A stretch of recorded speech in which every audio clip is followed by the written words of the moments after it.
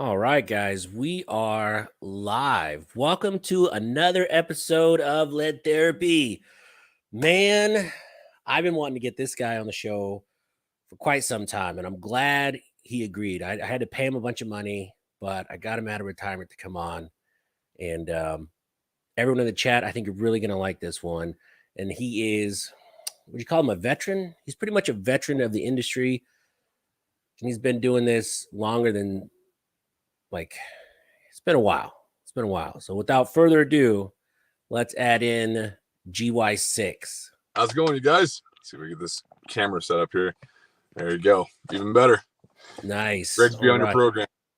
Hey, man, thank you for taking the time out to come on. I really appreciate it. Let's check the chat real quick. We got Fluffy, Jesus, Brett J. I'm in the chat. Nice. Everyone all the important guys are here. But yeah, man. How long have you been running these interviews on your channel?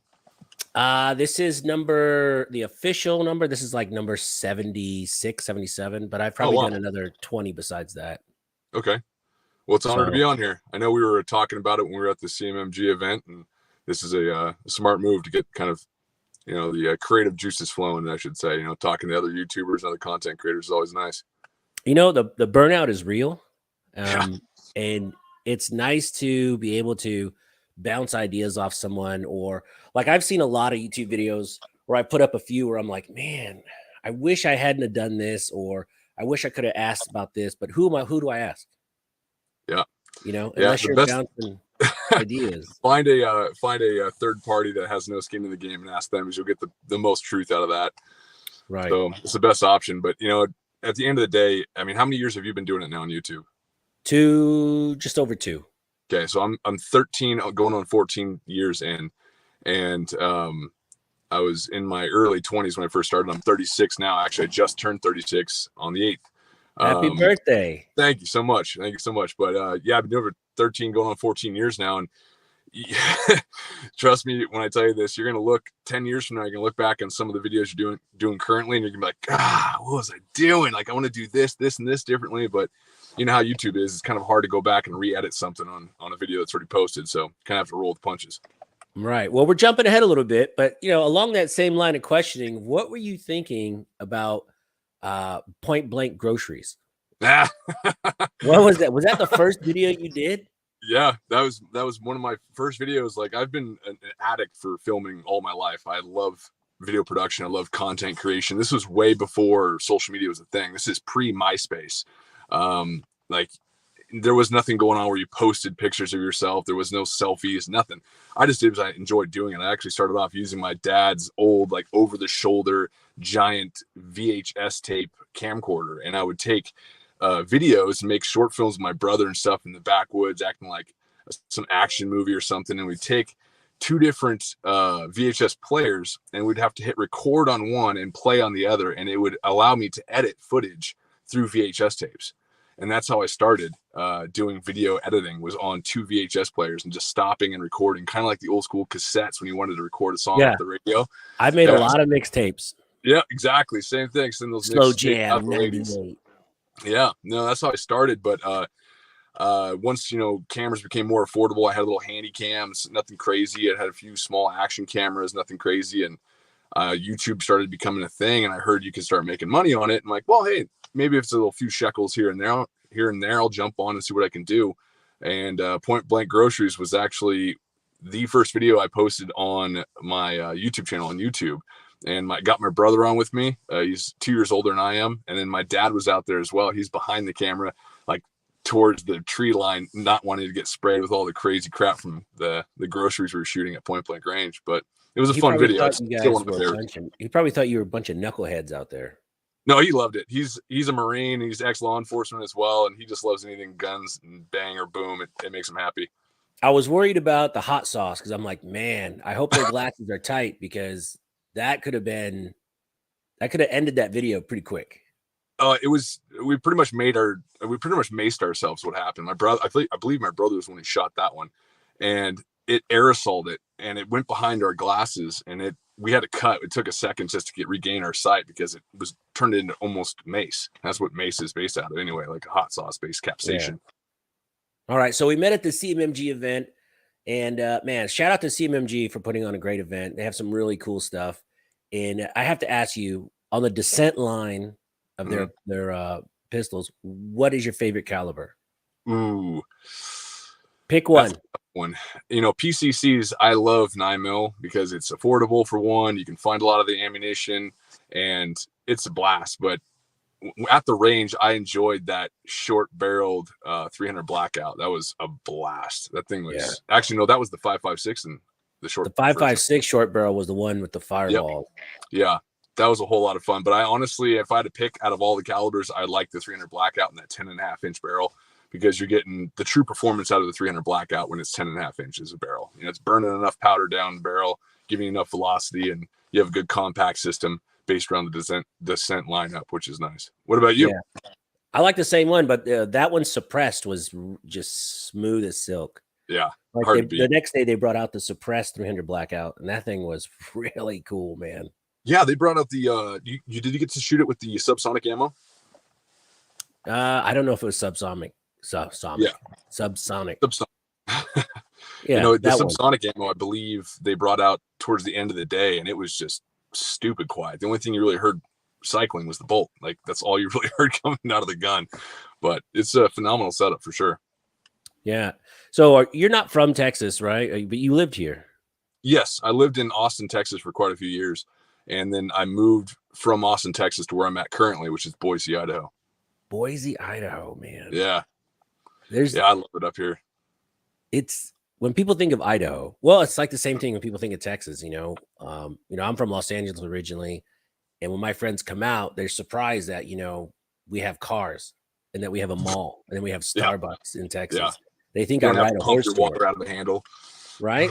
Right. And then when I think of Idaho, I think of potato fields and flat, not a lot to do. Good. That's exactly what I want people to think of. I want people to think Idaho's crap. It's disgusting. Nobody should move here because there's too many people moving here as it is. So I always try to tell people, I'm like, yeah, it's horrible. It's disgusting. It's flat. Nobody wants to move here. It's a horrible decision because the less Californians we can get moving in, the better. But for the most part, Idaho is by far my favorite state. It is so much fun here. And I'm a huge outdoorsman. I mean, besides guns, hunting and being in the outdoors is my biggest passion. And, you know, Idaho's got everything you want hunting based. It's got tons of public land, tons of national forest. It makes me truly happy. I mean, so how are the 2A laws out there? Fantastic. It's one of the most free states for Second Amendment in the country. I mean, we have a, you know, pretty much the concealed carry, right to carry state. So you don't even have to have a license. Yeah. So as long as you live here and you're resident here, you can buy a firearm the same day from a gun store, stick it in a holster, and carry it that same day. You don't need any licensing for it whatsoever. Constitutional. Yeah, same here. I remember when I first moved here from LA, I went to a gun store and I bought an XD 45. The guy loaded it for me, put it in the holster, and I walked out with it. Mm-hmm. And that just blew my mind. Like, because in California, it's 10 days wait, and then you got to fill out all this paperwork, and it's just a nightmare. Let's check the chat real quick. So we got Lucky Dog in here. Fluffy. Smash, did you call on that pistol I told you about? So this gentleman sent me a picture of a 50 AE with Smash on the side of it, like a Hulk Smash, but the lettering was really crisp. It looks so sweet. So I called today to buy it, and it's their rental. It's not for sale. Huh. But man, I'll send you a picture of it later. It's pretty sweet. It is pretty sweet. Desert Eagle with Smash on the side, huh? Yeah, it was a DE50. It's pretty cool. Me, the people says he wants to move to Idaho. You know what, man?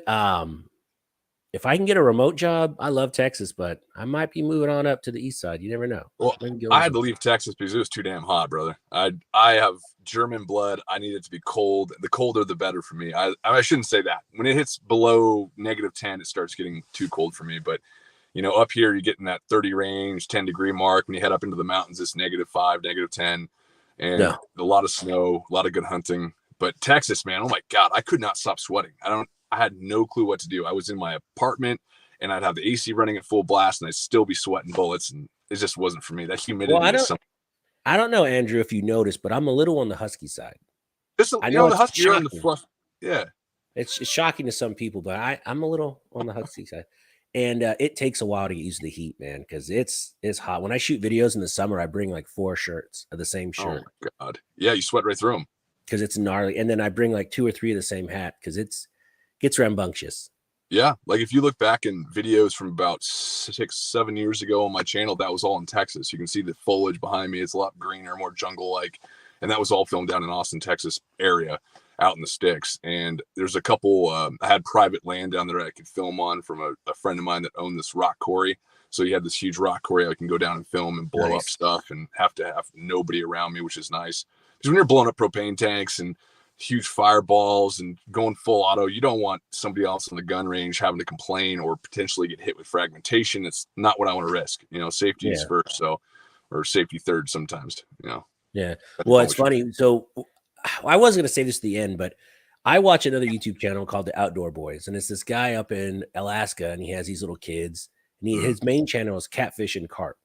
But he goes and he camps out in the middle of the snow, and it's such an addicting channel to watch because he's such a likable guy. Yeah. And I just love it. That one and Camping with Steve. Like those 2 guys are my favorite channels to watch outside of gun stuff. Which one what are they called again? I'm writing them down. The Outdoor Boys YouTube channel. He takes his sons out there camping, and then he also has Catfish and Carp where he'll go out and just teach you how to just catch a ton of fish. And then he's up in Alaska now, but man, it's the scenery is amazing. He's got a lot of tricky little camping cook tricks too, like how to cook on the run. And what was the other channel? Camping with Steve. This guy does stealth camping where he'll like camp on a center divider on a freeway. That's another one where you just put on and you can't stop watching it because he camps where? He camps anywhere, behind a police station, the median. But again, he's out there camping, sub-zero weather, and he's out there in a U-Haul camping in the side of the road just because.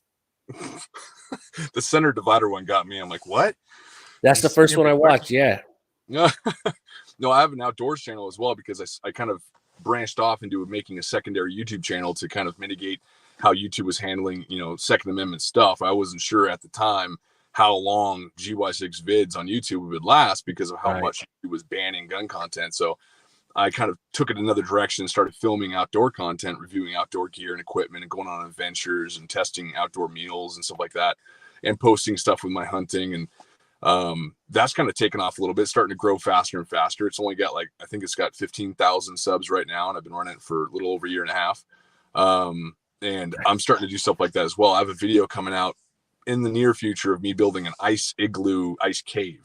So I build it out in the woods and I sleep in it for 3.5 days, 4 days. And I filmed the process of how to build it, how to make a shelter in it, how to stay warm in it. And it's a fun process. So that's one of the videos that are coming out soon on my outdoor channel at GY6 Outdoors. That Outdoor Boys channel, he did that. He cut the blocks with this little deal, and he made like a little igloo out of it. It's pretty cool. Everyone in the chat, I just put a link to Andrew's channel, GY6 Vids. Please subscribe to his channel. He would greatly appreciate it. I would greatly appreciate it. It's always good to support. Jesus says, what is your EDC? What's your current EDC? Ooh, depends upon the weather. So if it's super warm out, and I have minimalistic clothes on, I usually either carry a Glock 43 or a SIG 365 XL. I do like the 365. Now I saw that you reviewed a Hellcat, but not the Hellcat Pro. No, those are different animals, man. They are, and I had the Hellcat for a while. I wanted to kind of test it for a longer period of time before, because I was kind of on the fence with it at first. Springfield had their issues in the past with some anti-Second Amendment statements they've made, and I kind of held off on giving any press to them. One PR firm, they said sorry. I'm cool with them. Yeah, and the thing is I am too, but I also always want to check all the boxes first, because I'm a firm believer there's always someone who's going to be talking trash. There's always people who are going to be saying things. You got to find the real source. So I wanted to give it a second to find out who said what and what actually was said. And once I found out it was kind of something that was blown out of proportion, I'm like, oh, cool, great. So I went into the production and filming of it. And the Hellcat Pro, the newest one, I don't like certain aspects of it because it's a little rattly when you move it around. It's got a lot of wiggling parts inside. It doesn't feel as high quality as the first Hellcat that came out. Really? So I'm not a fan. I'm not a fan of the Pro. I mean, it's okay. I'm not a fan of the regular Hellcat. The regular Hellcat the magazine would cut right here where the Huh. magazine would the grip would end and the magazine would start. It was right here in the middle of my finger. It would drive me up the wall when I was shooting it. It was Even just, with the extension? even with the extension, it's just the separation. So when I Hmm. would shoot, the separation, I could feel it. The Hellcat Pro comes right down and it's perfect. See, That's fair. That's my summer gun is the Hellcat Pro. Yeah, and I like both of them. I just prefer the first one for the overall. I don't know. I'm a stickler for rattling, clunky sounding things, and every Hellcat Pro I grabbed, when I shook it, it sounded like there was just something broken inside of it, and I just couldn't Yeah. trust it. So I honestly, had I don't have some, a ton of time shooting it, so I don't want to. I'm not dogging on the shooting aspect of it, just the overall sound of it. I'm like, I'm not sure if I'm a fan. But the first Hellcat I enjoyed. I just didn't enjoy the way the magazine wiggled a lot. The magazine did have that gap between the yeah. extension and the mag well, and it drove me nuts. But it's a good gun. I shot the crap out of that thing, and it had zero issues. So Yeah, I can't. can't What argue. I get is like magazines that rattle, drive me up the wall. Like AR mags that rattle, Yep. Yep. drives me nuts. Yeah. All right, Or look, ARs in general that with ARs in general that rattle, it drives me bananas. Like if the buffer tube's too tinny, when like when you set that bolt home and you hear that spring noise that's over the top, I have to rip the springs out, put in higher silicon springs, and put in some lubricant because I can't stand it. It's a pet peeve of mine. yeah, it can bug you. Yeah. We got a couple people sub to your channel. Nice, All nice. right. I appreciate you guys. Seriously. All the No. love is a much appreciated. Us gun tubers go through enough crap uphill battles trying to post content as it is. So the more the merrier. No kidding. So let me ask you, were you raised with guns in the house or was it kind of just late in life? I mean, how did that work? I've been shooting guns since I was 5 years old. So my dad was law enforcement and he's a Marine. So he's had me shooting since I was a kid. I've grew up with guns in the house, not locked up, just sitting around. Obviously, he taught us from an early age that if we had ever had an issue, I'm actually having an issue. Do I look at the camera on my phone or do I look at you? No, you're I fine. feel like I'm screwing this up for you. All right. Always horrible looking at the rearward camera on a cell phone. But my dad always told us, if we ever wanted to see his guns, if we ever wanted to look at them, touch them, go out and shoot them, all we had to do was ask him. And he took away the mystery of it. He took away the nuances of being something that's, a negative, and he turned it into something that's just an adult responsibility. And by doing that, both my brother and I never, not once in my entire life as a kid, wanted to go in and touch his guns on our own. We always asked him because we knew we could. So anytime he came home from patrol, came home from work, we'd just say, hey, can we go look at at the time he had a Beretta 9mm, and we would go check out the 92 FS. We'd check out his shotguns. He'd show us what they all do and how they work. And it was fun because it was a bonding moment between my father and I and my brother and I, and we went out and shoot and have fun. And there was never a time where I had to go do it in secret because my father was keeping it from me. And I think that's the biggest issue we're having nowadays is guns are being turned into something that's a faux pas, and they're turned into something that's like alcohol and drugs. Kids go after that at a younger age because they're told you can't have it. So if people were to talk about firearms that in a way that's not like alcohol and drugs, kids would have less desire to go look at it in secret or play with it in secret. They'd get someone who's knowledgeable with a firearm to be with them. So so long-winded, but to answer your question, I've been shooting for a while. Yeah, that's five is. I had to wait until I was 6 before I could shoot with Carson, my oldest son, and it was a long wait. I wanted to shoot with him so bad, but I thought, okay, 6. Let's start him at 6. My wife said 6, so all right, we'll start with 6. But I'm always fascinated by people that get into guns later in life, like me. Yeah. I shot my first gun when I was like 18. I was 18. And then I bought my first gun. When I turned 21, I bought a shotgun. So I found out I was a dad and I turned 21 like the same week. So I was like, oh shit, I guess I'm going to buy a gun. I was like, I'm going to buy a shotgun. So I went and bought a shotgun for Father's Day. It was pretty sweet. So on your end, how was it for you when you bought a gun later in life? Like, did it feel weird going to buy a gun? No, I mean, I just went and I bought a shotgun because that's what you should buy. Everyone says go buy a shotgun. So does Joe Biden. I bought some birdshot because I didn't know what I was buying. And then I went to the outdoor range. And I didn't know how to load it. Like they knew zero about guns. Zero. Yeah. And so my brother was on my phone and I go, how do I load this thing? My giant Nextel cell phone. And he goes, you turn it upside down and load it from the bottom. So I'm looking down the bottom of I'm like, it's the stock. There's no hole in the back. And he goes, Like, the guy next to me, he goes, you must be new. And then he helped me, and he was a Marine. He showed me how to load the shotgun and all that. But I knew nothing about guns. Yeah. Not nada. Yeah. And then now I'm a fanatic. I love them all. See, I'm jealous of you because you had a matured brain, or at 18 for us guys, mature-ish brain. Yeah. How did it feel to pull the trigger for the first time at 18? Like, what was that experience for you? Well, let me tell you, the first day I was at the range, I was in Angeles Forest, California, and every third Sunday, the 50 Cal Club would meet. And there's 15 guys at 50 cal. So my very first day ever shooting guns, I got to shoot about 7 50 caliber rifles and all kinds of ARs and the shotgun. So that was my very first day. Wow. And my adrenaline dump was I couldn't keep my eyes open going home.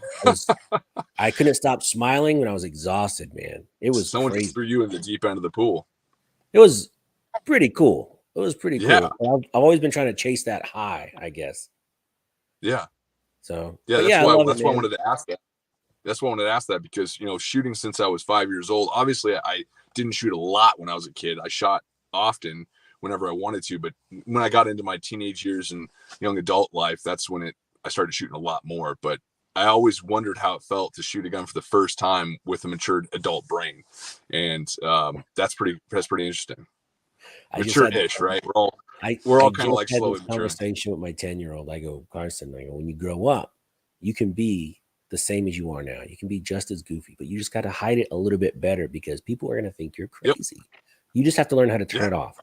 Because I go golfing with people, and these are millionaires. Some of these guys are cutting $1 million deals, and then they're you golf, right? Oh yeah. Yeah, we're 12 years old on the golf course. You know, we're ramming each other with our I mean, we're doing the dumbest things.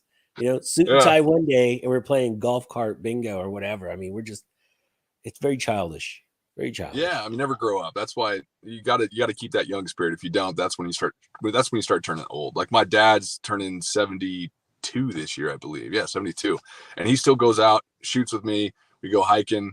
He's not really into hunting. I'm the first hunter in my entire family, and but he doesn't do that. But we still do a whole bunch of stuff, and he acts just as goofy as I do, and that's probably where I get it from. But yeah, he's 72 and still going on 30. Nice. All right, so you did your grocery video, and that got a pretty good response because that was interesting. I mean, point blank groceries. I'll click it. Yep. Right. And then what got you to keep doing YouTube? Because you've been doing it, you said 13 years now, 14 years? Yeah, going on 14 now, yeah. Wow.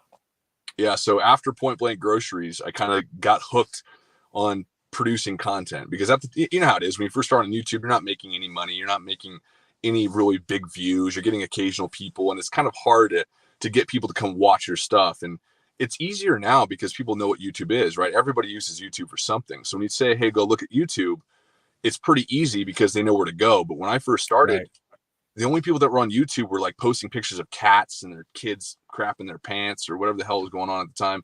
So when I told friends and family, hey, go check out my YouTube videos, they're like, oh, great. What kind of crap we're going to see on this now?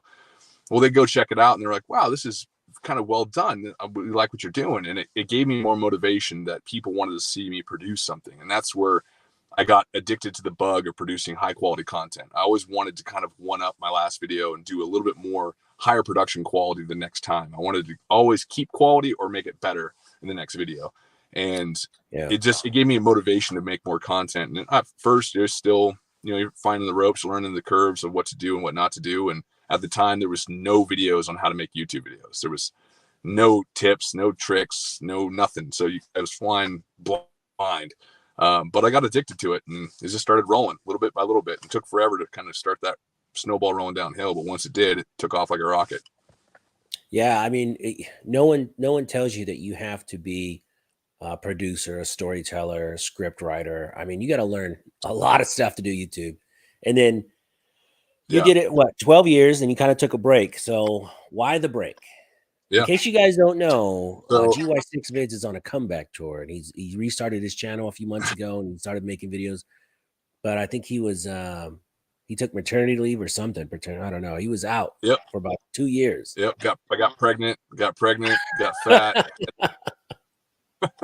No, so I need 2 years I needed hiatus. me time. I needed me time. Okay. All Right, right. No, I was burnt out for making the same thing, doing the same process. You know how it is when you're on a roll. You have the weekly schedule of how you produce content. Me personally, I obviously film, and I go into post production, go into color grading, audio grading, and then finally release it onto YouTube. And it was kind of rinse and repeat, and it kind of started weighing on me to the point where producing content wasn't fun anymore. It was becoming a job. And I told myself when I first started doing YouTube content that I never wanted it to become a job. If it became a job and I started doing it for just income purposes or just because I had to, I would take a break. And it got to that point. I had a few injuries and I had some health issues as well, which, I'll keep more close to the chest, but there was a lot of things weighing on me. I had a lot of life situations, personal life situations going on that with things in my family and friends. And Yeah. I'm a firm believer you got to stick true to your foundation. And if you start pulling away from your primary objective, you start pulling away from your true focus, which should be your family, God's, or God's, well, some gods, people have multiple gods, I guess, but Right. God and family for me, if I have something that's pulling away from Christ or from my family, I have to put on the brakes. And it was doing that. So I took a 2-year break, kind of reset my system, got myself back in the outdoors, focused more on getting back into hunting, resetting myself, and doing a lot of praying as well. I'm a born again believer in Jesus Christ. It's my biggest foundation I could ever stand on, and I needed to get back to my roots of that first. And I kept praying about it. I'm like, I asked God if He wants me to continue to do YouTube, reignite the passion in my soul and my spirit to get out and start producing content in the real way again. And at the about year and a half mark, I started feeling that. So it's nice. I've never been happier or healthier than I am right now at 36. And I'm very excited to kind of get back into full swing, producing content. My audience, literally went to sleep. It's amazing what happens when you take 2 years off to a YouTube audience. YouTube stops sharing your videos to almost everybody that subscribed to you. Yeah. Even a year, even right now, even a month. If you take a month off, YouTube will punish you a little bit. And I took all of February off almost because my mom is sick. So I wanted to spend some time with her, and I'm probably going to be taking a lot of time moving forward. I was trying to do like 2 videos a week for a while, and it was just too much. It does take away a lot from your family. And, I got 2 little kids at home. So I like doing these lives. Honestly, I love doing these live streams. It's a lot of fun to talk to other content creators or just other interesting people or companies and just kind of pick their brain for a little bit. But let's go into the chat real quick and see who's here. JJ Rainey, what's up, buddy? Jason's here. That explains it. Oh, he's probably talking about how I didn't know anything about guns. Gort, my man Gort. Joe Morris. Yeah, thank you guys. Everyone, please push a thumbs up. And again, I'm going to put a link to Andrew's GY6 vids channel in the chat. Please like, subscribe, comment, and make sure he knows that you came from Smash Time to support his channel. Absolutely. Yeah, because your videos were absolutely crushing it. And then, it's been a slow road back. I've been following your channel pretty close, actually, because I'm curious to see how long it takes to get back into the swing of things. Yeah, and I have a mindset that if I took 2 years off, I'm giving it 2 years to get back to where it was. So I'm not rushing it. I'm not worried about it. I work multiple other jobs outside of YouTube. This is not my primary source of income. It's not something I want to force. And once again, don't want to go back in that same wheel of making it work, which would then put me behind the schedule again. So I'm just enjoying. Yeah, absolutely. And I truly just I love making good content. I love getting a crispy shot or a great high speed shot of slow motion explosions or guns shooting. It makes me very happy. Obviously the worst part is editing. I can't stand editing. Even though I do all my own editing, I do all the work. I'm a 1-man band. It takes its toll when you're behind the computer for, 60 hours at a time. It's rough. So I'm not looking forward to hours. Oh my God. Yeah, most videos take me anywhere from roughly 40 to 60 hours to edit because I do a lot of over-the-top stuff to make it look as crisp as possible. Well, your slow motion files must be huge. Yeah, actually, it's not too bad. They condense down into different formats. So when they're on the actual camera, it's a little bit larger than I would condense down in the post-production aspect. It's not too bad. But it is hard to go back because it's filmed kind of in a raw format. You got to go back and add the color back into it, add the audio back into it. It's a process for sure, but when it's finally done, it's worth every bit of it. So I'm enjoying getting back into it, and the audience right now is very, very little when it comes to my audience waking up to knowing that I'm still posting. But I can see it slowly gaining traction, and I've been posting since, let's see, I think I started posting again in December, I believe, December 2022. Posted 1 or 2 videos, and I'm noticing it's starting to pick up about a 6 to 7% increase every video that I release. So, and I'm trying to do one video either every other week or one video every week. So I'm trying to keep a consistent basis with that. Yeah, that's really is the key. Like even when I don't do videos, I try and throw out like a quick short or just something just to keep the channel active, you know. I think it matters. So let's talk about some of your earlier videos. 45 ACP versus the hog heart. That was really cool. God. You did some research, didn't you, buddy? Dude, that was a cool video. And I was like, man, that is neat because I've never seen that before. And I think that video, it's 10 years old, 11 years old, still holds up today. It's pretty neat idea. I've never seen anybody do it. And that was before people were actually doing it. I mean, there were some ballistics gel videos of people doing stuff back then. But nobody really did any organs inside of ballistics gel. I think I'm one of the first people to actually do it. And I contacted a friend of mine at the time to have him send me a heart in the mail, which was the weird part. So he killed a hog, he sent the heart to me, and I baked it into the ballistics gel because I make all my own gel. I buy gelatin powder and I mold it down into whatever I want it to be, and then I clean it all up. But at the time I believe I was using my own mix, which I made from scratch, and I put the heart inside of it just before it got fully solidified. So I had to cut it open a little bit because it was pretty solid at that point. Stuffed the heart into the cavity, and I made the cavity by putting a ball inside of the ballistics gel. So that way when it formed, it left an open area. I opened it up, pulled that ball out, pushed the heart into that open cavity, and then filled the surrounding area around the heart back up with melted ballistics gel, and then it hardened, and I went out and did the video. But it was a little nerve-wracking because if you mess up that shot, it's a one-off. So if you screw up the shot, you're kind of up that creek without that paddle. Yeah, can you mail me one more? Yeah. Right? Yeah. Can you just but let's talk about the slow motion, because you said you're the first one to do the ballistics gel in the heart, but slow motion wasn't really used. I mean, the first slow motion gunshot I ever saw, I think, was FPS Russia when he was blowing something up. And I think you predate him by a year or two. What was that? I think you predate Kyle by a year or two. I think FPS Russia he was on there before I was. I'm almost certain he was. Has he been that long? Actually, yeah, that makes sense because I've been in Texas 12 years and I used to watch him when I was in California. So yeah.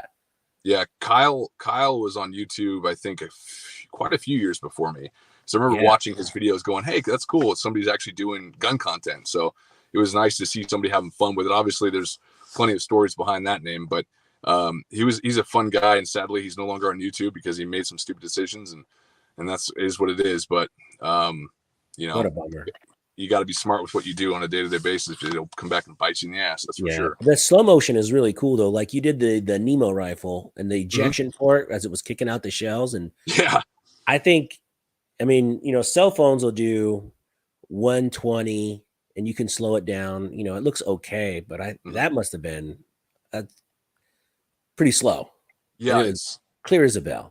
Yeah, usually I do anywhere from 8,000 frames per second or up to 14,000 frames per second. So that's like my sweet spot.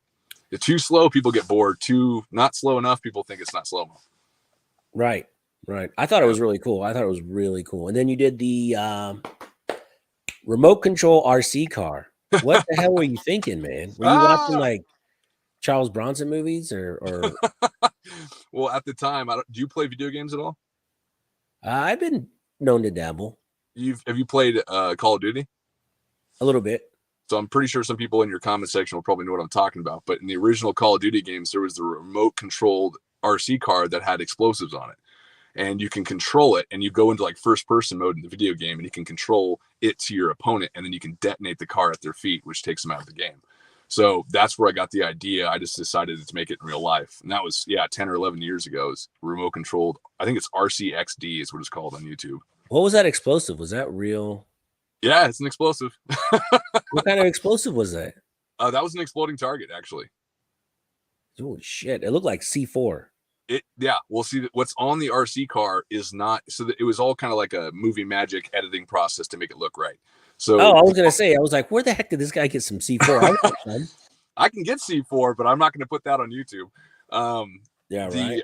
The RC car, actually, it was this is something people don't even know at all. This is the first time I'm mentioning this, but on the RCXD car, that little brick you see on top of it is actually 2 Nature Valley granola bars taped up to make it look like C4. Dude, that's funny, bro. I thought it was C4. I was like, where did this guy get fucking C4? Yeah, it's 2 Nature Valley granola bars taped up with masking tape to make it look kind of like C4-ish. And then I took Canon fuse, which I had at the time because I have all sorts of random shit that goes bang or boom. But I took Canon fuse and I think electrical wire, and I pushed it into the granola bars to make it look like there was a fused piece of C4 on top of the car. And it looks like the car from the video game. I was totally convinced. In the chat, we have what software do you use to edit? Now, everyone in the chat too, also, if you have questions for Mr. Andrew, please put the questions and I'll try and get to all your questions. Yep, absolutely. What editing software I use Adobe Premiere Pro for the most part. So sometimes I'll go into other editing software, but the one I use most is Adobe Premiere Pro CC. It allows me to do color correction, audio grading, and a lot of the main guts of editing process all in-house, which is nice. Nice. Let's see. Me the People says Kyle has a talk show. Yeah, he has a gamer talk show he gets on. Oh, does he? I forget the name of it, but he's on there all the time. He talks about his time in prison and how they raided his house, and he had to keep showing him where all the guns were hidden because they kept missing them. They're in the search warrants. We got all your guns. He goes, no, you didn't. And he'll like, he keeps pulling them out. He goes, oh man, they missed like 10 guns that he had hidden in his house. But he knew if he didn't turn them in, he would. I'd be like, you got them all. You got all my guns. Well, I don't know. I think he was pretty scared. Yeah, oh, rightfully so. I mean, he got the short end of the stick on that one, but he made some stupid decisions, and sadly, he's not able to make the content he used to, because I did enjoy his content. He was not the safest person on YouTube, I will say that, but his content was fun. Remember when he blew that car apart and that door comes shooting at him? Could have decapitated him. Yeah, one of the videos, I think it was the one with the refrigerator, when he blew up a refrigerator and the door came flying out the tree. Oh, yeah, it was a fridge. That's I think in the car too, he blew up a car and a door came flying like a battering ram at the cameraman. I believe one of the cameramen got hit with shrapnel and had to go to the hospital. Probably not very safe. And that's obviously all third person perspective. I don't know. This is take it with a grain of salt. I'm not trying to talk shit. I'm just saying, you don't want to be his business partner. That's for sure. It's just, you don't want to be his business partner. But so one of your videos too that was really eye-opening and I thought was nuts is that ballistics gel on fire. When you set that on fire, it just doesn't go out. Oh yeah, when I melted my Casualty Carl ballistics dummy. Yeah, poor Carl. Poor Carl. He's always getting the crap beat out of him. He loves it though. He's a masochist, so he's happy. So everyone in the chat, in case you don't know, if you take ballistics gel and light it on fire, it's like almost like napalm because it sticks. Yeah. And it just doesn't go out. And I'm thought, man, if you just had a jug of that and chucked it at somebody, it would ruin their day. Yeah, it would be very painful for sure. It would be a little bit more than ticklish, that's for sure. But because you were trying to pour water on it and it was just pissing it off. I believe we talked about this at the CMMG event, didn't we? Yeah, you had mentioned it. That's why I went and I watched that video for sure. Yeah, I hit it with my flamethrower and I was melting. It was after I shot Casualty Carl to death and he was just completely destroyed. And I was like, well, this gel is ruined anyway. It's too much dirt and debris in it, so I'm gonna have to toss it. So I might as well set it on fire. But I didn't expect it to burn so, I don't know, so forcefully. It was incredibly hot too. It wasn't just like a normal flame. Getting my hand near it like you would near a campfire would almost give me blisters. It was nuts. And then when I poured water on it, like an idiot, because I know the gel is oil based. There's a lot of oil in it. When you pour water on burning oil, what happens? You know, you get a lot of more flame, more popping and sizzling, and it was intense. And then the water boiling off so fast made such a high rate of steam that it was almost unbearable to be right next to it. Yeah, but man, that was a very interesting video. But a lot of your videos have kind of like a cool concept or something that's very clickable, like the 50 BMG steel plate in ballistics gel. Yeah. I'm like, I'll click that. Let's do it. I'm like, why not? The results were shocking. Yeah, I thought it was pretty cool. But Yeah, I was like, that was man, the first time ever a plate being inside ballistic shell. I don't think anybody else ever done that until that point. And that was, I think, 5 or 6 years ago. yeah. Everyone in Yeah, the chat, that's a great video. Make sure you watch it. But I'm just saying, videos like that were kind of ahead of its time. yeah, So I thought yeah. it was pretty cool. I think, Thank you. I appreciate that. I kind of wanted to copy the heart one because I saw that one. I was like, oh, damn, Yeah, that'd be pretty yeah, sweet. Like, where can I yeah. I get mean, some brains? Where well, can I on that find note some with cow brains, brains? yeah, on that note with brains, it's, I mean, trust me when I tell you, when you search, human skull or brains or heart on the internet, you're gonna get some really weird things. So just buckle up for that. But Yeah. yeah, Casually Carl was always a chest thing. It was always the neck down, torso, and I always Right. wanted to do the head stuff. And for many years, I was building a channel called GY6 Slow Mo. It was a spin off of my GY6 Vids channel that was nothing but slow motion. And on that channel, I was doing in the face series where I was shooting Casually Carl in the face at point blank range with guns, and it got millions and millions of views. And this was 7 years ago, 8 years ago. Nowadays, everybody's shooting these ballistics heads. Like you can't go onto YouTube and search gun content without finding somebody shooting some sort of ballistics dummy or a head or doing something violent. But this was well before all that. So Yeah. I actually had to buy head molds and mold my own ballistics gel heads, and then I made my own brain and skull, and I put it into the ballistics gel mold, and then took that out to the range and attached it to Casually Carl's torso, and then shot it. It was a long process to make it happen, but I used a coconut for the skull.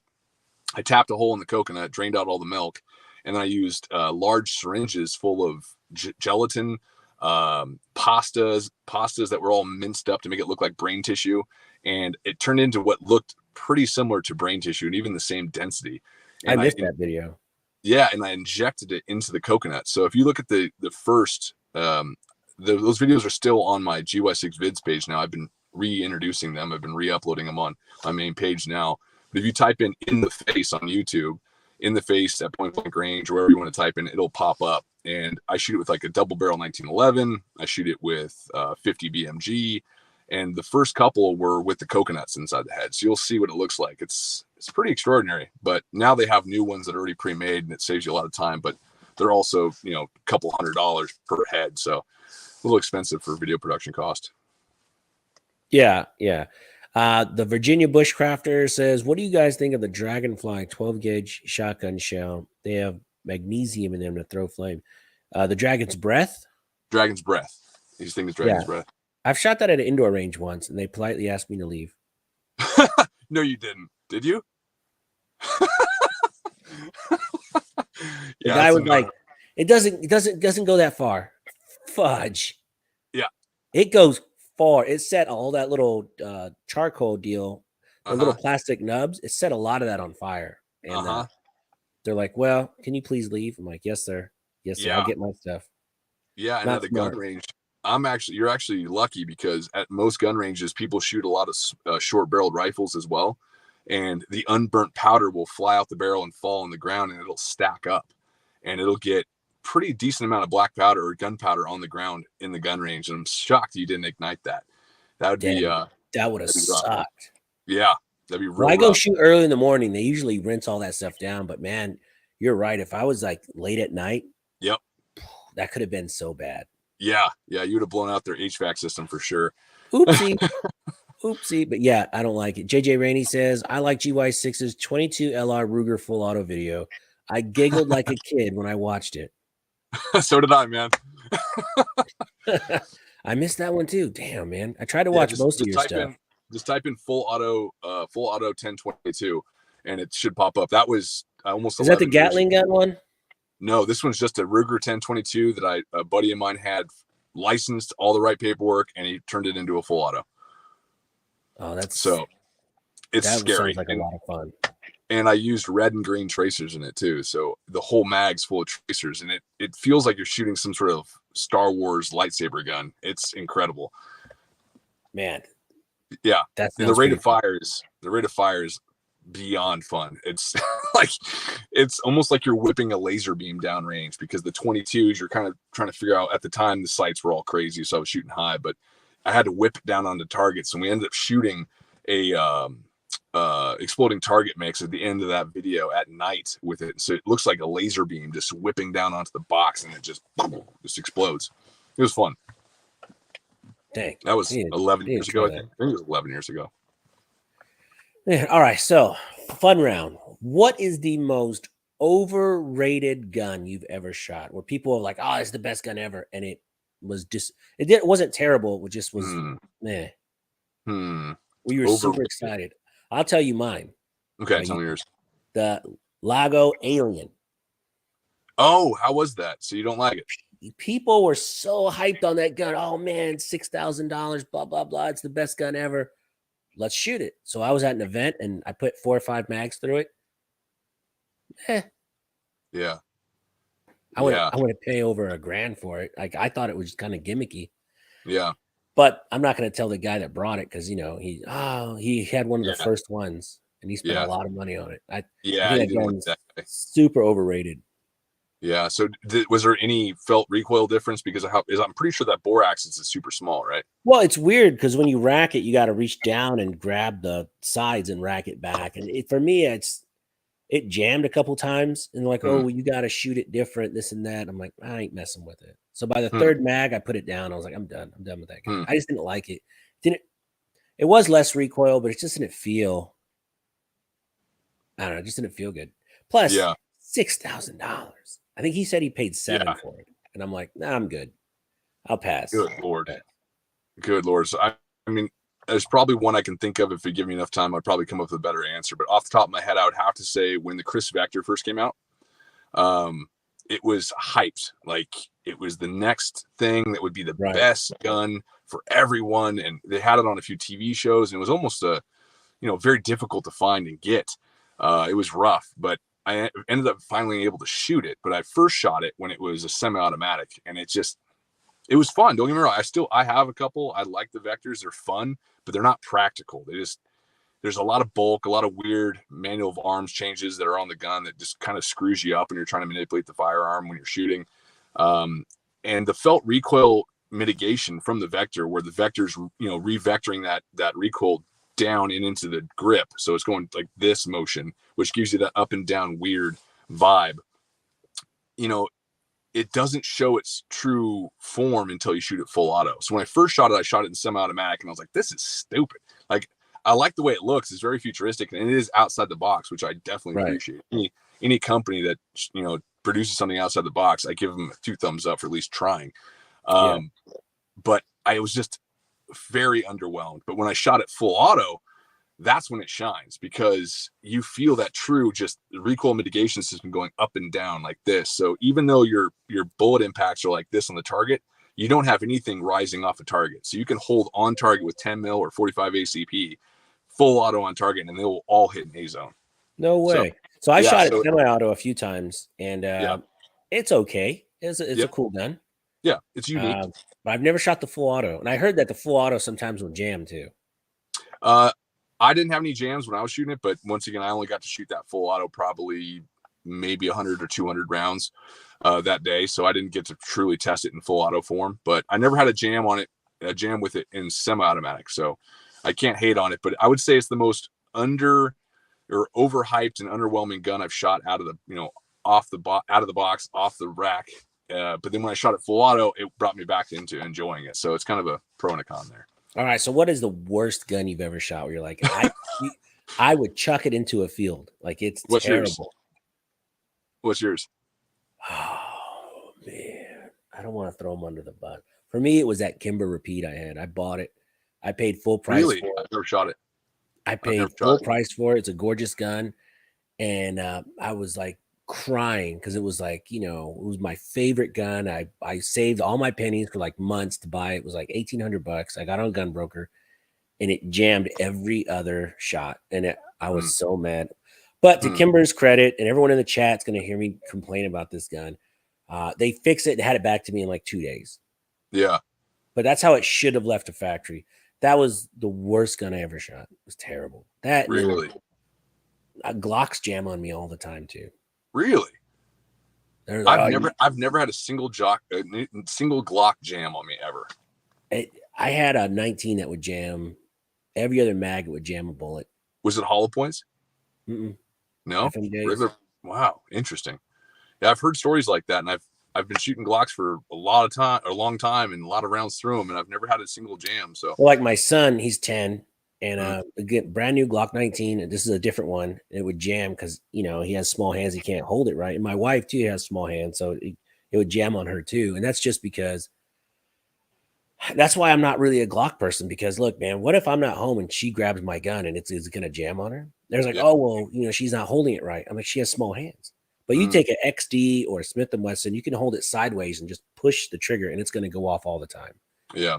Glocks, if you don't hold them just right, they will jam on you, man. I might have to make a video about that and see what I can Try do. and limp wrist it. Try and limp wrist the Glock. I've got it to do it a couple times, limp wristing it, and you're like, oh, limp wristing, I can see that. Yeah. Yeah, but if you're not holding it just right, so what happens? There's that one video of that cop that gets shot in the hand, and he's returning fire. Yeah, Remember that? So he would take one shot, then he'd have to re-rack it, take one shot, have to re-rack it. Yeah. Because he couldn't hold it right. Screw that noise. I want it to go bang every time I pull the trigger. I don't give a shit how I'm holding it. I fully agree. Honestly, I've never tried to shoot a Glock limp wristed, so I might have to go out and just try to make it jam. Dan, the firearm guy, does limp wrist tests on most guns that he shoots. I love that guy to death. He's my favorite. I hope he's not watching this. I don't want to sound like a kiss ass, but he does this limp wrist test. It's the funniest thing because he makes the face and everything. Yeah. Oh, it's great. Well, that's the same thing with the Desert Eagle. Like if you limp wrist a Desert Eagle, it won't cycle. That thing will stop every single time. But you got. I almost bought one. But no, I have my Desert Eagle. I love that thing. It's not practical. Reason to have it, but why not? I mean, that's the best part about the Second Amendment. You can have things that are toy-esque in your arsenal. You don't have to have them for any practical reason. I love that thing that you can swap out barrels and you can put it from 357. You can go 357 up to 44 mag and go to 50 AE, and all it requires. Oh, do you have all the barrels too? What was that? Do you have all the barrels too? Yeah, I actually custom made a hard case for it, so it has all the barrels and all the mags all in one thing. I used to have two Desert Eagles, but I sold one of them to have more money to buy a new toy. So I got rid of one of the Desert Eagles to buy another one. Yeah, I sold a couple guns this week, and then I want to get something really cool and fun to shoot. And I almost bought that Desert Eagle that said Smash on it, but since that's not for sale, now I'm trying to think of what I should get next, because I want to get it for the channel, but for me too. Yeah, you should hit up a guy named Dark Alliance Firearms. He does amazing gun not stippling, but he does engraving on the actual metal. And he can, if you wanted a Desert Eagle, yeah, he is insane. Look up Dark Alliance Firearms on Instagram, I believe. He's acquaintance of mine. We don't really hang out that much. So I can't say friend, but he's a good guy and he makes fantastic products. Let me write that down. Let me write that down, folks, as I will forget. Yeah, he makes some incredible products. Like a lot of the stuff that Magnum Research comes out with that's engraved is done by either Dark Alliance or another company they work with. I can't remember the name off the top of my head. Also a great company, but it's escaping me at the moment. Nice. But to go full circle and answer your question, because I kind of ducked your question, putting it on you. The worst gun I can't stand. I think there's. I don't want to be too the hard. Most disappointing gun where you're like, this is a piece of junk. Man. Let's burn that bridge. Yeah, no. I've already burnt it because I made a video about it and I told people not to buy it, so it doesn't really matter. I get crap from gun companies all the time because they send me guns to review, and when I'm honest about my opinion, they get all pissed off. I'm like, well, if you don't want it reviewed, then don't send it to me because I'm a gun reviewer, and if the gun sucks, my audience is going to hear that. I'm going to burn a bridge, not burn a bridge, but I'm going to upset a company in 3 days when I drop a video. But okay. We'll have to talk after we're done with this. You have to give me the list. It's everyone in the chat. It's like when you get a gun at a discount or on a T&E, it's called testing and evaluation. They send it to you and you review it. And if you like it, either, you can pay like 80% of the MSRP and you can keep it, or some people get it free. A lot of people get free guns, but they expect a review, right? And then when you're first starting out in YouTube and you get those first couple guns in, you're so excited. You get a holster in, a flashlight, anything in. You're like, oh my God, I got a free XYZ. Yeah. And then if it sucks, what do you do? Same thing. Honest you have opinion. to stick to your morals and review it. Just be honest. Yep. Politely honest. I call it politely honest. You don't want to be like, oh, this gun's a piece of shit. Yep. But, you can say this gun's just not for me. This is what happened. This is why I don't like it. Example. But You Well, got to see, be honest. for me, if the gun is absolute dog crap, I will state it as such. I mean, All right, which one was it? well, before I get into that, the aspect of reviewing guns, my biggest thing for what my channel is, GY6 stands for Got Your Six. The reason why I called my channel that from day one is because I wanted to have the back of my viewers. So I wanted to have their six. That way, when I review a product, if I test something and I find out it's garbage, they know that I'm telling them the truth and they shouldn't waste their hard-earned money on it. But if I say something is good, they know that I'm telling them the honest truth and that they should spend money on it if they want to. If I ever were to take a gun in for free and change my opinion just because I got it for free, what's the point of doing my channel? What's the point of anything I do on YouTube? My whole nest is being honest to my audience. So that's the backbone of my channel. So sometimes gun companies get pissed off because they'll be like, yeah, we want a full review. Tell us what you think. Be honest. All right. And then I released a video and they instantly, I've had gun companies try to sue me, and I've been in litigation and in lawsuits. No way. Yeah. Oh. Are we going to burn that bridge too? Let's bring that up. No, actually, sadly, I have a bunch of non-disclosure agreements. Non-disclosure agreements because a lot of them had to settle out of court, and I'm signed off saying I can't mention the names because that's what ended the whole process. They found out that they were wrong, and I got the victory out of it. But it took a lot of energy out of my life, and that was actually one of the starts of one of my biggest spirals of not having fun on YouTube anymore, is when I couldn't be honest. Yeah. My First Amendment right was being restricted because these gun companies and product companies didn't want honesty, but yet they told me they wanted me to make a review. So there's a lot of weird stuff in the industry that people don't get to see behind the veil, but it's pretty upsetting. But honesty is always gonna be number one when it comes to worst gun. Let's go. I'd say the Taurus Curve. What the heck is the Taurus Curve? Oh, see, that right there means maybe somebody watched my video and just people didn't want to buy it. The Taurus Curve is one of the most unique and weird guns. Wait, is that the one that was supposed to fit like in your? It's curved. It literally is like, it's shaped like this. The grip. I shit you not. It's like this. Why it's so weird. That? I like Taurus. Yeah, no, I do too. The guys at Taurus are fantastic. They're good people, but some of their products missed the ball quite a bit. Taurus Curve. That's the Taurus Curve was. Look it up. I did the first review of it when it first came out, and the Taurus Curve. I gave them props for once again thinking outside the box. Any company that goes, into unsafe territory and tries something new, I can never hate on them too much because at least they attempted it. But they made this gun to where it curves like this to fit on your hip. So as you put it on your hip, it's supposed to curve to the form of your hip, and it was kind of pushed more towards females. It was like, it's good for hips. But I gotta see what this looks like. Yeah, look it up on your computer. You know what I'm talking about. And when you grab this thing, it first off, your grip on this gun. Yeah, exactly. It looks like crap, doesn't it? That's terrible. It looks weird. It's so weird to hold. It just feels awkward in your hand, and it comes with a built-in light and laser setup on the front. I see it. Which actually, it's a cool idea, but once again, they put the button for it in such a weird place that it would occasionally just turn on because you'd put your finger up when you're not trying to pull the trigger. And so your pants are glowing? Yeah. You have a laser coming out of your pants. You're like, what's going on? Is there a laser coming out of your pants? Or are you just happy to see me? No, the Taurus Curve has got to be probably the worst gun I've ever shot. But in the video, I mentioned the fact that I do like the fact that they are thinking outside the box. I can't hate on that. They thought outside the box. They tried something new. They swung and they missed big time, but it's still, tip of the hat to their effort. But the Taurus Curve, the biggest issue I had with it though is there's I didn't find it out until later. This is after the review, but after the review, I found out that there's a false reset.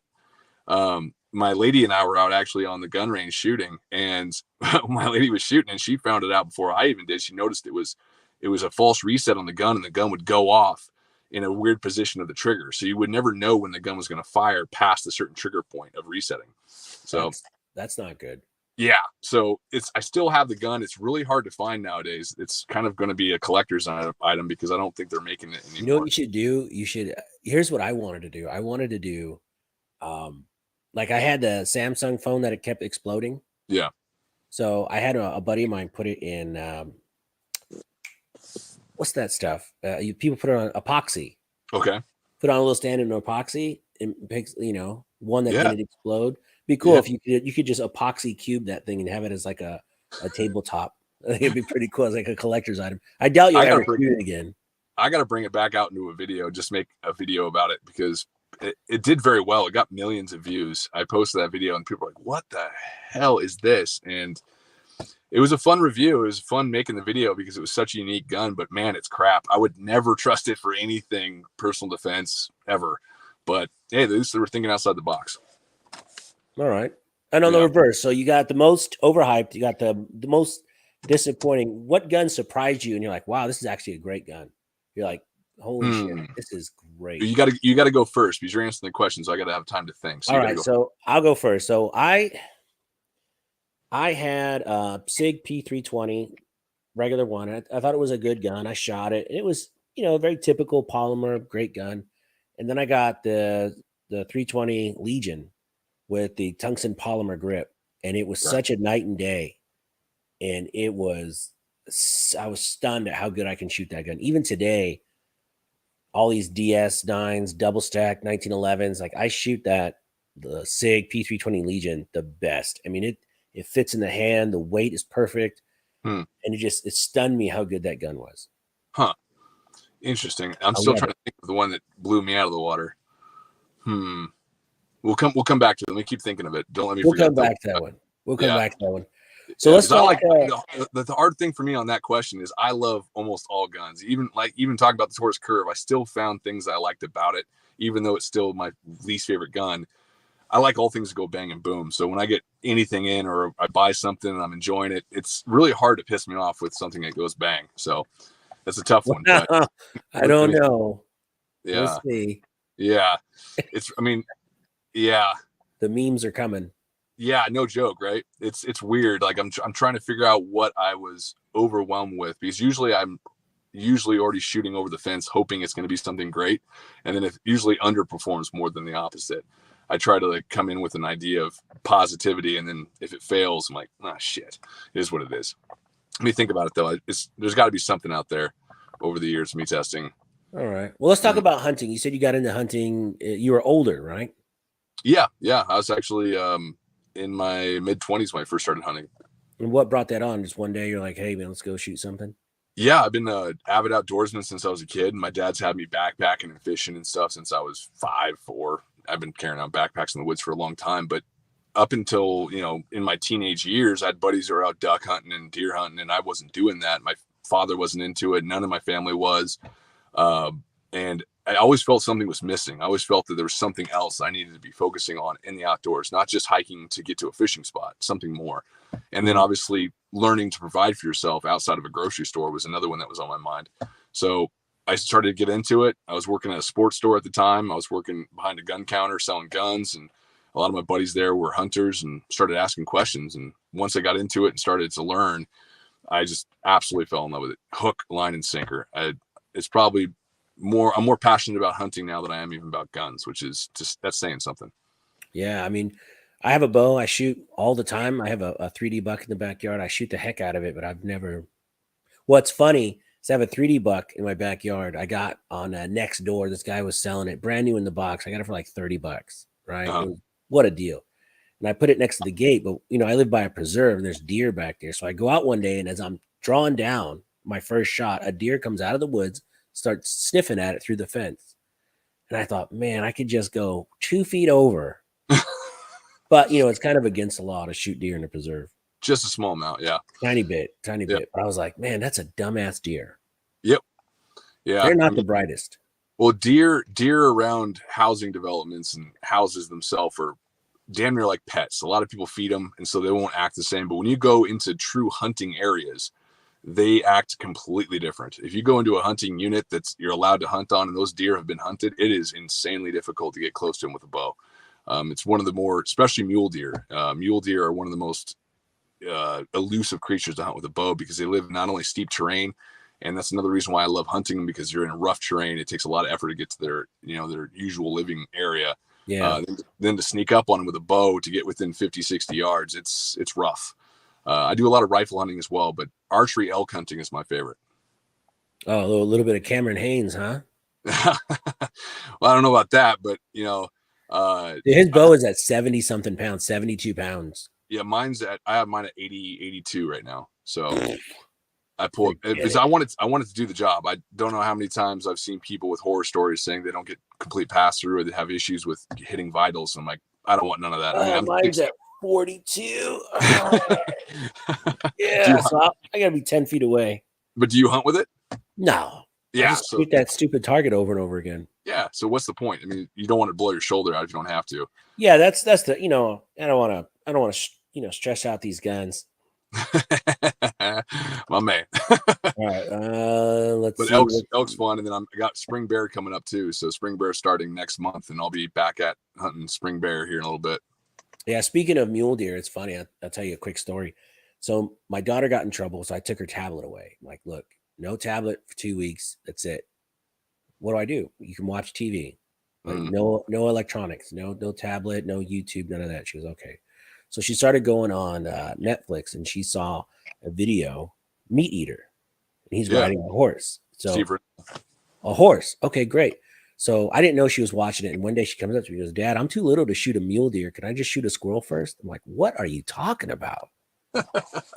And she's been watching Meat Eater for 2 weeks. And so she watched every single episode. Now she wants to go hunt and kill stuff. Yeah. Which I'm totally encouraging. Yeah, absolutely. Like, let's rock and roll. But I thought that was hilarious. Yeah, absolutely. I'm too little to shoot. You were telling me about that. You were telling me about that earlier. That's so cool. She's got the bug already at a young age. Yeah. If I could just get my son to have that same bug. Yeah, I mean, there's nothing better than having good, organic game meat in your freezer. It's something else. Like when I eat elk, I've never felt more energized by food than when I eat a fresh elk steak. It's insane. And then when I eat bear, I feel the same way. But when I eat deer, not so much. It's weird how each game, like when I eat antelope, I feel a little bit more energized. But each game you eat, you have a different experience with how you respond to it physically, which I absolutely love that experience. You know what's crazy about elk? I just saw a video the other day where you know how fast they can go through snow? Oh, yeah. Yeah. That's amazing.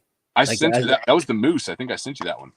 Was that a moose? Where that moose was just trucking straight through like 4 feet of snow? Yeah, that's crazy. Yeah. That is bananas. Like, for me or you, that's impossible. But that big ass animal, straight through. Yeah, it's honestly a moose, and you're looking at 1,400, 1,500 pounds of just pure muscle. So wherever they want to go, they're going to get there pretty quick, and they're huge too. I mean, their legs. I mean, when they stand up next to you, you feel very tiny compared to a moose. I mean, an elk is big enough as it is when you get within 30 yards of it, but when you get close to a moose, it's a whole different ball game. I'm trying to get a light going here, so I'm not completely in the dark on your show. It's mysterious, man. It's totally cool. Yeah, I mean, just in the distance. All right, man. Overrated. Most impressive gun that you shot. Most unexpected gun. You're like, this is a great gun. Let's go back to that. I know one sticks out. What about that double barrel 1911? What is the deal with that? Okay, so to answer your question with the first one, I would have to say the Barrett M107. I absolutely enjoyed shooting that gun. The semi-automatic aspect of a 50 cal, I always thought was going to kick my tail. I thought it was going to be a bit painful to deal with. But when I finally fired that thing, the recoil mitigation aspect of that Barrett is unbelievable. Have you shot one? Yeah. Were you standing up when you shot it? Oh, yeah. First time I shot it standing up, standing offhand. Like, so Steve, Mr. Big Kid, when he was in Arizona, see, people, they say, hey, man, if you're ever out, we'll come do content. So don't invite me because I will go. Right? So does that look like crap? Is that awful? That's fine. Okay. So he's like, hey, I'm in Arizona, man. If you ever come through, let's go shoot. All right, cool. I'll be there in 2 weeks. Let's go. So we go out in the desert, and he lets me shoot 5 in a row standing up. And what's crazy, the recoil was not bad. Yeah. But what was crazy is how I felt it like in my nasal passage. Yeah. It rocks your brain. When you shoot a Barrett 50 cal, you can actually feel it in your skull. Like I could feel it up here in my skull as I was shooting it. It'll clear your sinuses pretty quick. Right. I swear. Yeah. It shakes your sinus loose. It's the craziest feeling. And that's that muzzle brake. 5 in a row, man. That thing, it rocks you. Yeah, that muzzle brake rocks you, man. If you, I made the mistake of after I shot it standing up, I shot it prone, and I shot it in the dirt. Like it was really talcum powder, moon dust. And I made the mistake of ripping off around, and I just got coated. That muzzle brake blows everything back towards you, and it coated my cameras, my friends. bad mistake. But overall, though, shooting that thing, I was expecting, because that was actually, I think that one of the first times I shot a 50 cal was the Barrett, and I was expecting to just get ripped. But pulling the trigger on that thing, the recoil mitigation system was very impressive. It's like, impressive. You can rip off rounds fast. It's impressive. Yeah. My buddy Dale out here, he just got a 416 Barrett 416. I think it's 416, right? Hey, And, Dale, if he doesn't want to go, I'll go. I want to go. We're gonna put carpet down. Yeah, that's a smart move. That probably would have been the smart move, right? Yep. All right. So what's next for the channel? I mean, you're coming back. You got any sneak peeks of some upcoming guns? Like, what are you working on now? Ooh, I don't want to give that away. That's all close to the vest, but the guns are coming up soon. But the idea of where I'm taking the channel is obviously it's rinse and repeat a lot of what I've done in the past. I want to keep that fun aspect in with my videos. I don't want to just be information. I don't want to be just entertainment. I want to blend the two together. And I want people that are spending their hard-earned time, like people having time off nowadays is hard to come by. It's one of the most valuable assets anybody has. So if somebody takes time to watch my content, I want them to see something that's not only information-based, but also entertaining. If it's a full review, I'm always going to try to throw in some sort of slow motion explosion or some sort of slow motion with cinematic music. That way they're getting entertainment for their time. And I feel like if I were to put out something that's just bare bones, this is not for everyone. This is just me talking. This is just the way I make my videos. If I were to put out something bare bones, I feel like I'm wasting their time. They've taken time to come see something that's entertaining and informational. And if I lose that, I'm insulting their time they're spending watching my videos. So I only want to just get bigger and better. I want my content to become more cinematic. I want the guns I'm shooting to be cooler and better. And I want to bring them information that they don't hear on any other channel. I want to find something new. Yeah. So that's kind of the direction I'm really heading into. And obviously I got some fun videos coming out too. That's not just about gun reviews. There's also fun things that just will make you want to click on the video out of the gate. And that should be coming up in April. What is the biggest heart you can get your hands on? The one you I get my hands that video, but just find like a moose or something big, like a big ass heart. Well, I hunt elk every year. I think elk heart would be the biggest heart I can get. That or even just bovine, like a cattle heart. I can get something probably in town from a buddy's ranch. You should do that, man. You should get like another one. The problem is though, you make that, you put the whole video process in, you do the editing, you do the filming, and the next thing you know, YouTube bans it and prevents it from being seen. So like that heart video, I think that one's pretty safe. Well, the heart video you're talking about was the first videos I ever had demonetized and removed from YouTube. I had to fight to have it put back on YouTube. You know what it was? It was when you were messing with it after the gel. That was kind of gross. Open it up. Yeah, that was. I was like, oh shit, how is this on here? As long as you don't take it out and mess with it, I think you're totally fine. Yeah, that's probably true. If you're showing the gross aspect of it, it's probably a little bit rough. But I wanted to show people what it did to a heart. Like inside the gel, when I shot that pig heart inside the gel, it stayed intact. It didn't show what actually happened to it. So by removing it from the gel, I can show what that hollow point actually did damage-wise. Yeah. So you can't give out any hints on what's coming up. A lot of explosions, more archery. Explosions are good.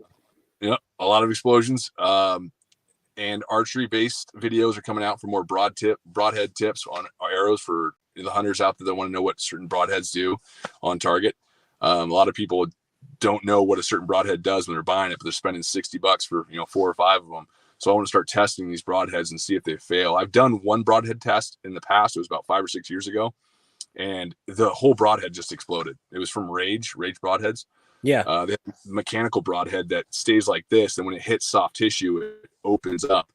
But shooting a couple ribs with it, I put ribs in front of the gel, and the whole broadhead just disintegrated. It turned into absolute. Do you shoot mechanicals, or do you know? No, I hate mechanical broadheads. I go a solid fixed broadhead every single time. Because there was a Camping World, they were going out of business. They had 85% off all their stuff, so I have so much junk in there for bow and arrow for hunting. I bought shafts. I probably got about 70 shafts. Something red. I don't even know. They're very expensive though. But I bought all kinds of stuff, like all kinds of broadheads. Some of the mechanical ones, and I forget what the other one's called. It's supposed to be like the most popular one. Fixed blades 3. Okay. Pretty cool. But where it spans out to like 3.5 inches. Yeah. Yeah. So those things are good for soft tissue, like real soft tissue, smaller game. If you can get like a really small whitetail buck with it, it'll probably work. But when you get into larger game like elk, they're not only are they thicker and bigger animals, but their ribs are so much bigger. So when you shoot a rib on an elk, it's like shooting a cow rib compared to shooting a pork rib. It's completely different. So Right. a mechanical broadhead, when it impacts a rib, it can do one of two things. It can skip past that rib a little bit and still do what it's supposed to do, or it can impact that rib directly in the middle and it can fail miserably. And now you have a wounded animal, which is the worst case situation for any hunter, running around the woods that you can't retrieve. And it eventually will die, but it'll die slowly and painfully. So every time I'm out hunting, I have a fixed blade, usually a single bevel broadhead that's going to rip. What brands do you shoot? My favorite right now is Cayuga. It's a broadhead company out in Australia. They make them all in-house. They're all 100% metal broadheads, no mechanical aspect, and they're single bevel. And you can remove the blood vein in it. So you can remove aspects of the broadhead to make it a 4-blade or a 2-blade. But it rips. I killed my elk with it 2 years ago, and it dropped that thing within 60 yards of it running away. Oh, wow. And it blew right through a rib, too. So it went through a rib, shattered the rib, through the lungs, and clipped the heart. Yeah, let's see that. Now I want to see some was that a hint of some upcoming videos? Maybe some ribs and gel block? Just a little bit. There's some stuff coming. I got Nice. a lot coming out right now. They're all in the lineup right now, and when springtime hits, the filming will get even quicker, because right now where I'm at, it's 10 degrees at night and 34 degrees in the morning and afternoon, so it's tough to film. And it's been snowing and raining like crazy in the winter. So I tell you what. So I went up to Michigan to film with Dan, and we went out, and it was 29 degrees, but the wind was so cold. And I remember I didn't have gloves. Trying to load magazines. Oh God. When it's really cold is terrible. Yeah. So I would go in the car. I would go in the car, thaw out, and then load all the mags and go back out. But it was so miserable. Halfway through filming, I was like, forget it. I had frozen boogers. I was like, I can't use this footage. It was so miserable. It was so cold, man. And what about your trigger finger? That's the worst part. You try to pull the trigger fast and you're like, ugh. And it's so painful. It's like you get instant arthritis. Yep. Fluffy. So Fluffy's a Michigan guy too. And I met him up there. And here we go again. Yeah. So what, man? Look, I'm not used to that cold ass weather. That wind, the wind will get you. I don't mind cold weather. 20 degrees, no big deal, but that wind chill is brutal. Also humidity. Dry cold is one thing. When you have humid cold, it goes to your bones. Like, it's just something else with how it messes with your fingers. I got bad circulation from I used to do cage fighting. I did cage fighting for years, and my right hand, which I load my mags with, has some nerve damage in it from some neck injuries, and loading mags in the cold is just it's almost brutal. Impossible. I'm trying to like put them in there with my index finger because I can't feel my thumb. It's interesting, but I put up with it here because such is life in Idaho. Yeah, that's pretty cold. Well, in Houston, when it freezes in Houston, like I said, with the high humidity down here, it's freaking cold. Yeah. Like we lost power. The whole city lost power for about 4 or 5 days, and it was unbearably cold. But I'm kind of a prepper, so I was fine. I had a bunch of those sternos, so we put 5 people in a bedroom, a couple sternos, wash a laptop. So we had all the heat in the world. It was great. Nice. Yeah, Houston. I've only been to Houston for about a week, and I actually filmed a video down there, and it was the most humid place I've ever been to. I've been to South Africa, I've been to Florida, I've been to North Carolina, I've been to humid spots, but man, Houston in the dead of summer has got a whole different ball game of hot. It sucks balls. Yeah, that video I did of the. You ever seen the video I did of the belt-fed 9mm? No. Yeah, so there's a company called Freedom Ordnance, and they made the FM9 belt-fed 9mm upper. It just fits onto an AR lower, and it feeds 9mm through a belt. And it's a fun gun, but I filmed it in Houston at a friend's private property area down there, and I sweat my ass off. I could not stop sweating down there. It was something else. Yeah, like I have that Rebels Creed hat. I love that hat, but 10 minutes in the sun, it's already sweat rings. So I'll wear their hat, but I needed like 6 more because I sweat so much. It's like you gotta change. I bring like 5 or 6 hats. Even playing golf out here. There you go, son. Yep. Rebels Creed. Shout out to Rebels Creed. Shout out to Rebels.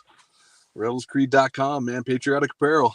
Yeah, but their hats do. I mean, they buy them at a certain. I can't remember where they get them from, but yeah, they definitely. I've noticed I think I have 2 of their hats, and I have a sweat line almost instantly. So it is what it is. But I'm also a sweater. I sweat a lot when I get hot. So Yeah, me too. Me too. It's just all the time. As soon as I move, it's good for the skin.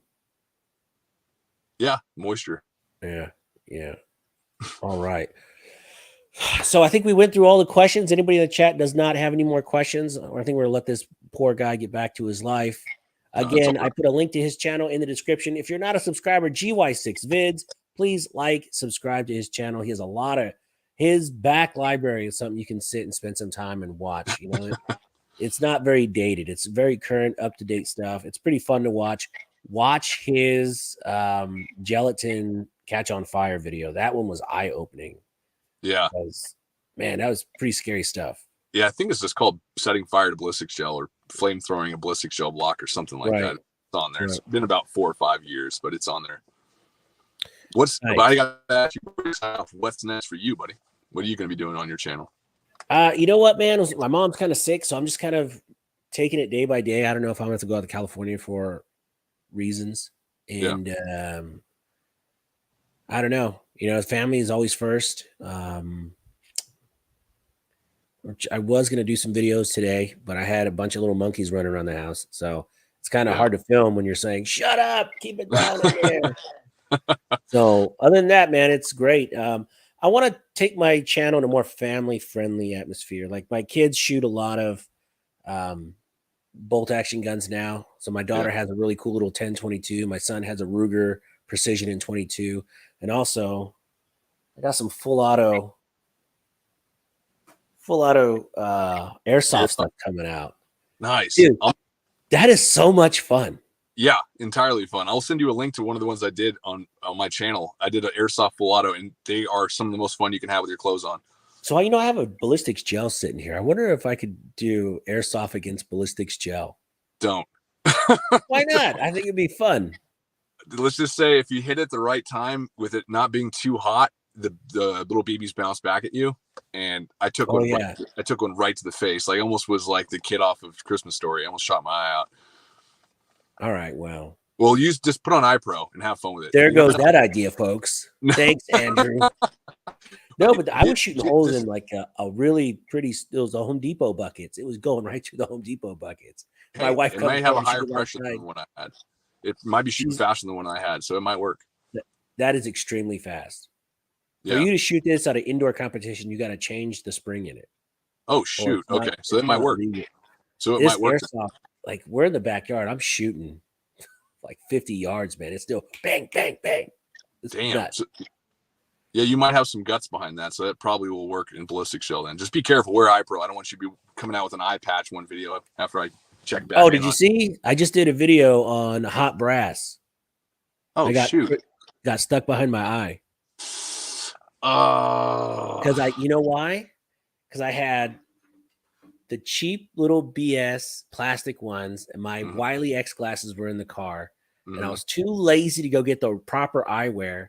And if you put these on at an indoor range real tight, they fog up. So you got to kind of wear them a little loose. So the brass went behind, huh? And it got behind and stuck and burned. So I had to, and it was a 45 cal. So it was a big piece of brass. And so I put the gun down and then I cleared it. But by that time, I'm going to be wearing this for, I don't know, probably a month or two. Hats off you for not, still having good gun safe handling, because most people would toss that gun. And that was the point of that video, because I've seen a lot of people get it down the shirt and the back. I had a couple of the back of the hoodie. Oh, that's the worst. Yep. You're like, why don't you wear a hat? If it goes in the back of the hoodie, man, it sucks. It's and I've seen rough. people sweep gun ranges with their pistols, freaking out. Every person who shoots guns frequently has a story of burning themselves with brass. So welcome to the awesome club, my friend. So Wiley X, shout out to Wiley X. Great. They make these glasses, and they had this real foam thing. I'm like, that's so stupid. Why would I want that? Well, it's anti-fog, and it fits super tight. And it's anti-burning your eyeball out of your head with brass. Anti-burn your freaking eyeball. Yeah. I gave your buddy a pair of Wileys up there at CNB. Oh, Luke? Yeah, Luke. Okay, cool. He was out there with no eye pros. I'm like, what are you doing, bro? Yeah. You rookie. Yeah. He's an Army guy. He doesn't give a crap about his eyes. Nice. Well, hey man, thank you so much for coming on. Everyone in the chat, please like, subscribe to his channel. He'd greatly appreciate it. Any last words for the members? What's that? Any last words for the members? You know what? Just want to say thank you to everybody that likes Second Amendment content on YouTube and takes the time to actually go watch it and support it in a big way. Both of us will agree in a statement. We need more support in this industry. There's a lot of uphill battles happening right now, and it's every single day there's a new battle that not only YouTubers has to go through, but everybody that's pro Second Amendment. So taking the time to like videos, subscribe to channels, comment on videos, share videos with other people you know. It's honestly one of the best things you can do to get content out there, because we want to spread the word that Second Amendment is not just about personal protection, but it's a part of our heritage in this country. It's something that doesn't need to be feared. It needs to be respected above all else, but it doesn't need to be feared. It needs to be accepted. And by sharing good content where people are being safe with their guns, having proper safe handling, and teaching people the right, aspects of handling firearms is huge, because we need more of that. Everything you see in the news and on media is just always negative. It's always about mass shootings or school shootings or something horrible. But they forget to mention the extreme amount of pros that come with the Second Amendment. So the more you support content, the more you support channels, the more we can get our content out there, which helps the whole group and whole community. Amen to that. All right. That's final words right there for you. Thank you, guys. Peace. Absolutely.